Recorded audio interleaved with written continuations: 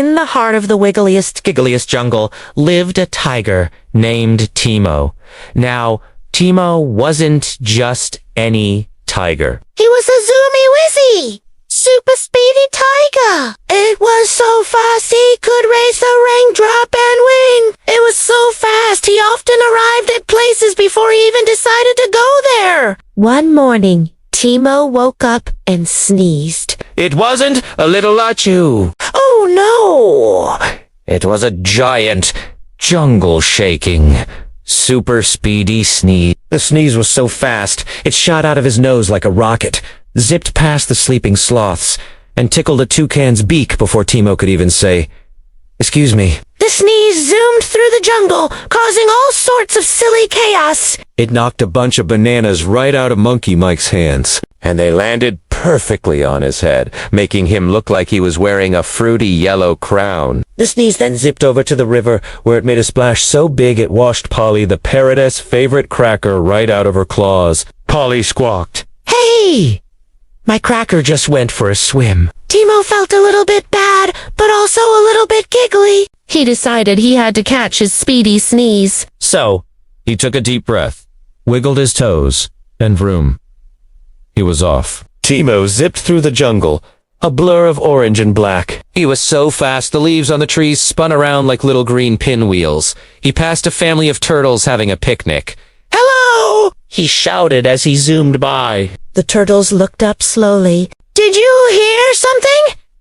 asked Papa Turtle. "I think it was the wind," said Mama Turtle, tucking a very slow bite of a strawberry. By the time they finished their conversation, Timo was already on the other side of the jungle. He was chasing his sneeze, which was now having a grand time bouncing on the bouncy mushrooms. Beowing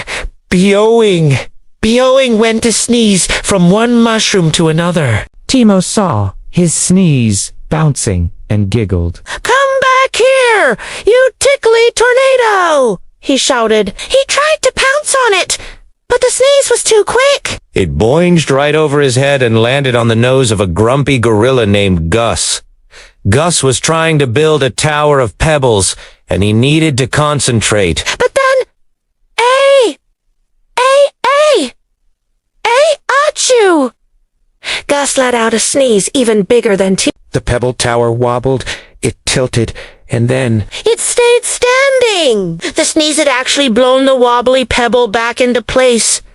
Gus blinked in surprise. "Well, "I'll be a banana's uncle," he grumbled, looking a little less grumpy. Timo saw his chance. The sneeze was floating in the air, tired from all the bouncing and making gorilla sneeze. Timo crept up quietly. well, as quietly as a super-fast tiger can." He took a giant gulp of air, opened his mouth wide, and slur! He sucked his sneeze right back in. "Gotcha," he mumbled with his mouth full of sneeze. It tickled his nose for a moment, and he let out a tiny little PF. The jungle was quiet again. "Well, almost." Monkey Mike was still wearing his banana crown. Polly the parrot was teaching her cracker to do the backstroke, and Gus the gorilla was happily adding another pebble to his now perfect Listrit tower. Timo trotted back home, feeling very pleased with himself. Being the fastest tiger in the jungle was a big responsibility, especially when your own sneezes decided to go on adventures.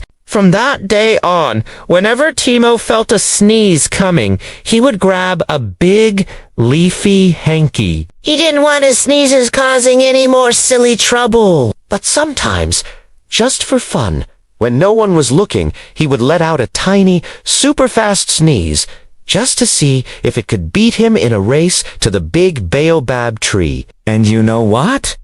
It Never did. After all, nobody, not even the speediest of sneezes, could ever be faster than Timo. the zoomiest, whizziest, super speediest tiger in the whole wide wiggling, giggling world.